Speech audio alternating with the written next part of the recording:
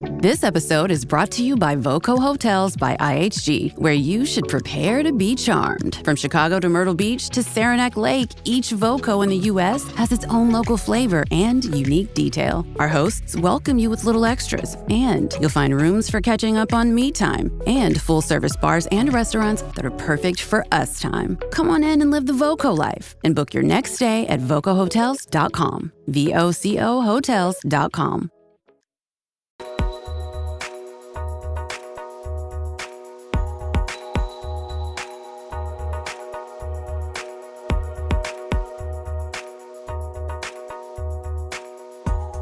Welcome to episode 86 of the High Volume Hiring Podcast. I am Stephen Rothberg, one of your two co-hosts. I'm the founder of College Recruiter Job Search Site. Jeanette is my other co-host, and it is awesome to see you here today. So good to see you, especially after missing last session. So great to be here. Hello, everyone. Jeanette Leeds, HR tech entrepreneur, for those who don't know me. And we have a great episode today. We are here with Harry Wittenberg, who's the CEO of Work Web Solution. Welcome, Harry. Thanks for having me, Jeanette. Thanks, Stephen. Absolutely. We always like to kick this off with, give us a quick update. Who are you? What's Work Web Solutions? Give us a little background for our listeners. Yeah, my name's Harry Wittenberg. Originally from New York.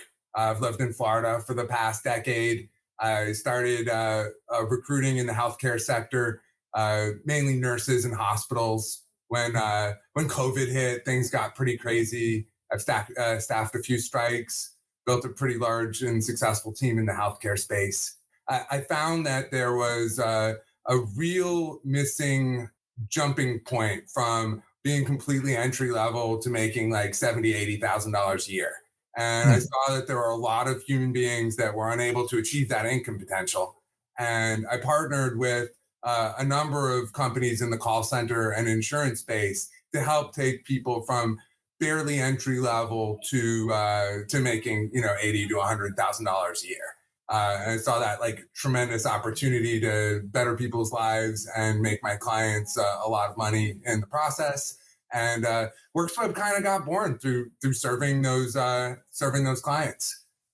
Breaking in was definitely difficult. There were a lot of challenges with the billing model for high volume clients. A lot of clients want to wait until something works before they pay money. They don't want to pay the amount of money that it would cost for the best possible result And so we kind of developed a system that is very similar to a service-related model, like the way that SaaS works, where clients will pay a small amount of money for our services so that we take them seriously and so that they take us and our candidates seriously. And based on the number of successful current working or employed hires, their fee scales with that. And the amount of money per person or per seat filled varies based on not how much the cost of the salary of the person is, because I found that salaries themselves, if it's a higher than industry average salary, it's an easier fill. So why should we be charging more money for them paying more money for the person? So we inversely relate the slot price or the variable price to the market viability of the offering. Interesting. So staffing company, and you kind of charge, like you were saying, like a SaaS, a software as a service, like Correct. By the seat, if you will. That's really interesting. It also then, it doesn't incentivize the employer to pay the hire as little as possible to minimize your fee. The fee to you, because typical placement kind of model is a percentage of starting. It also incentivizes you as the staffing company to find people that are going to stick around. And if there's a problem or you need to upskill, I would think that you're going to be working with them on that. So we wanted to talk with you about automation and human touch. And how those two things don't have to be separate. Maybe you can share with us like an experience or an example of where you've seen success with that. what I found is that a lot of repetitive tasks can be automated, and that is to the good. What is the human touch like for real? Is it remembering what your dog's name is or what your birthday is? Is it remembering? Yes. My absolutely. If Jeanette and I didn't remember what our dogs' names were, then our dogs would be very, very sad. But the question is, can I remember what Steven's dog's name is, and vice versa? So there are things that, as a human, you need to remember. Yeah. Like, how far is too far from your house for the job? Or what is the salary range? That is where the humans are really, really involved. The robots assist the humans in kind of a cyborg approach to screen as many people and get as much information as possible so that the phone call is about what the clients are really looking for. So to get the qualified person on the phone and then screen for the psychographic qualifications of the job. For example, is this compensation actually aligned with what you're looking for? Do you have any other interviews this week? Do you intend to accept this position immediately upon offer? Have you Google Maps the location of this interview from your house? Is that a commutable distance? Do you have a credit card, a computer? Is your car in good working order? Do you have any vacations planned for the next couple of weeks? That's what humans are really good for, but robots can tell me you have experience in this industry. You have this license, this certification. This is your birthday. This is your address. That just saved me a lot of time of asking stupid questions a robot could ask when I already know that stuff. Now let's talk about what we really want to talk about here. And the most important part of the human touch is, do I like this person or not? And our clients want to know that we are at least like the person that we're sending to them.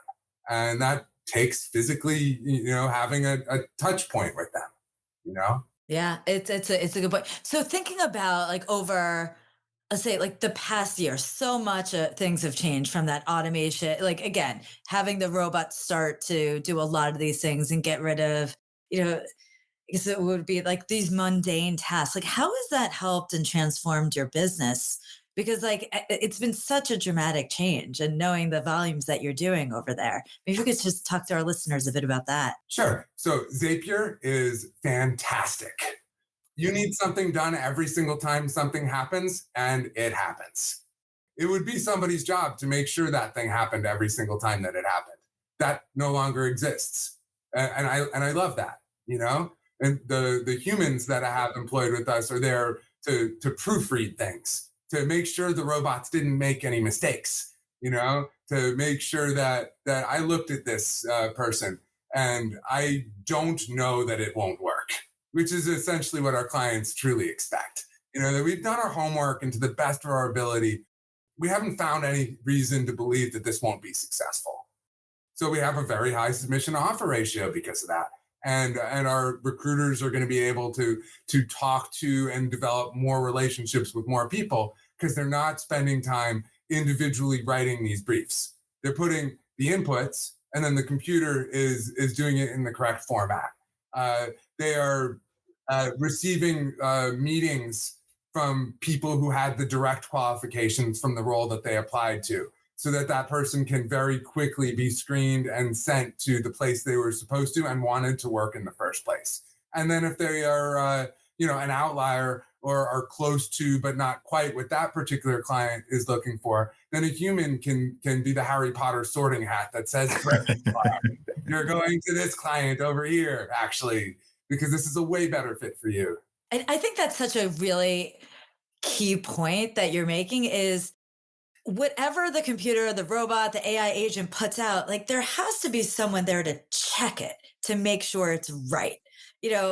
And that is so key because it lacks that nuance of the human. And so to your point where it's like, hey, Harry Potter sorting hat, came out to go here, but actually this kind of is going to be a little bit better here. So let me just recheck, or what's the input, what the output. And so I think that's for our listeners, that's a really key theme that I keep hearing about. Yeah. I mean, we have been working on something like the Harry Potter sorting hat for quite some time.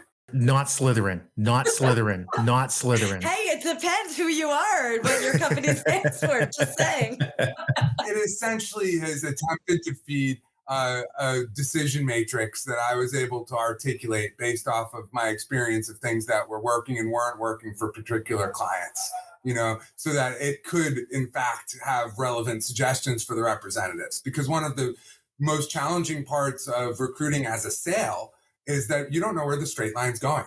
There's two parts to the sale. Yeah. The first part is determining where they should go by asking questions. And the second part is explaining why you have done all of the math and decided they're going to go there.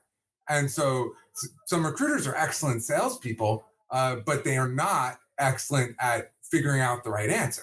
So that technology would bridge the gap. Hey, everybody. Got a quick question for you. Is your job easy, stress-free, and full of rainbows and sunshine every single day? Yeah, I'd say that's a big fat no.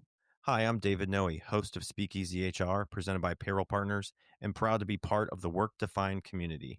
Take a step down into my Speakeasy live on LinkedIn and YouTube, where we tackle HR and business challenges through raw, uncut, unfiltered conversations. This is HR like you've never heard it before. Bold, real, and full of practical takeaways.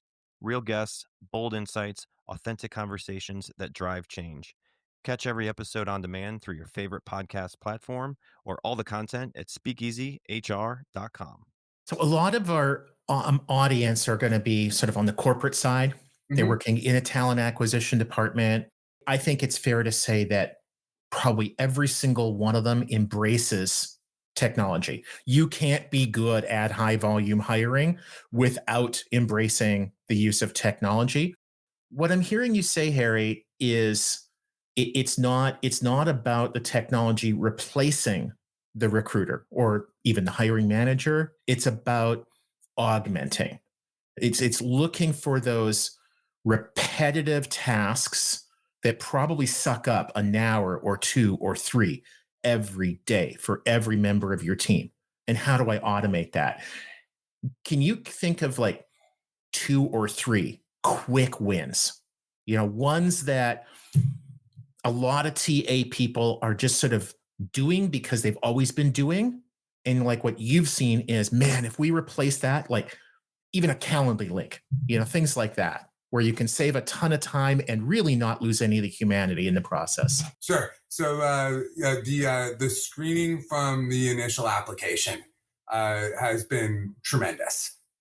We integrated some chatbots with some very well-defined flows for various verticals that ask the exact questions that they need to ask. Now, that doesn't mean that if the candidate doesn't answer all the questions correctly or even complete the chatbot, qualified. It just prioritizes them. We want people who want to work and who have the right answers to those questions to work at that company. So they're quickly on the phone with the computer, with the recruiter, And another thing that was that was automated that was really good was the brief writing.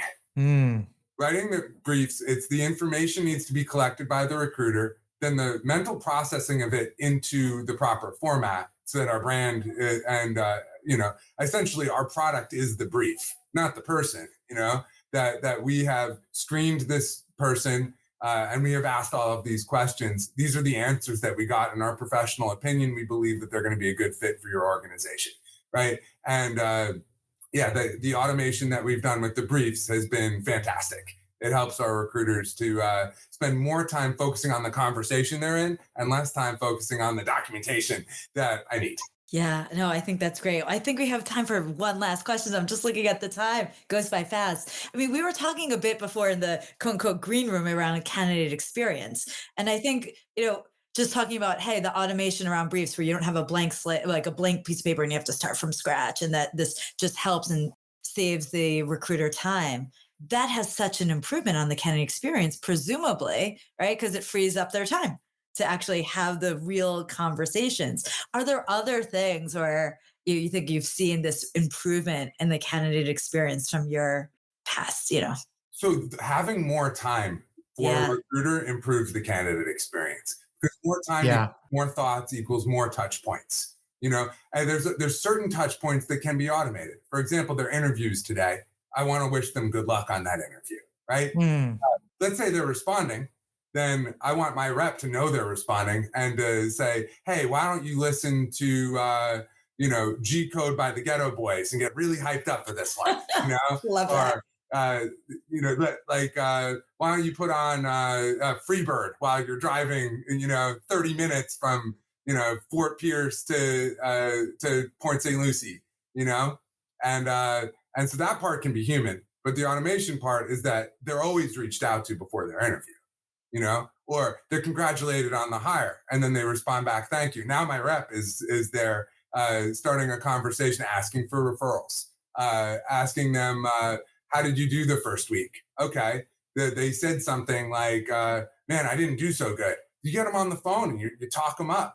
You want them to watch some Jordan Belfort sales videos and get better for the next week. Don't give up. On average, you're going to make $75,000 this year, but that doesn't mean you'll make $1,500 your first week. You have to learn the business. You need to invest in yourself. Don't give up because, losing hires in the first 30 days, it's obviously, that little Thermopylae pass that so many persons do when trying to overcome the 300. I know the candidate shouldn't give up, but we are at the time where we have to give up.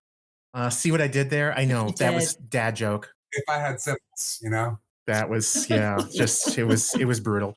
But Harry, thank you so much. This has been really enlightening. Jeanette, another good one is, as I say, in the can. And another one in the books. See you in a couple of weeks. Yes, Harry, thank you so much. Yeah. Cheers, Harry. Awesome. Take care, everyone.